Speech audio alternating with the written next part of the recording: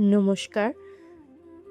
বাগবাজার মায়ের বাড়ি ঘুরে চলে গিয়েছিলাম বাগবাজার রবীন্দ্র সরণির ঐতিহ্যবাহী, ঐতিহাসিক ও সুপ্রাচীন মদন মোহনজিউর মন্দিরে।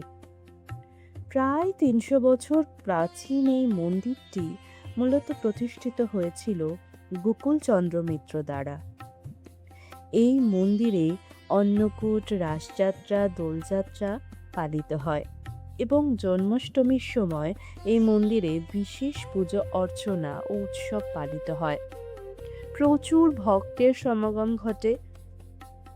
এই মন্দিরটি খোলা থাকে সকাল ৬টা থেকে দুপুর ১২টা পর্যন্ত এবং বিকেল ৪টে থেকে রাত ৮:৩০ পর্যন্ত।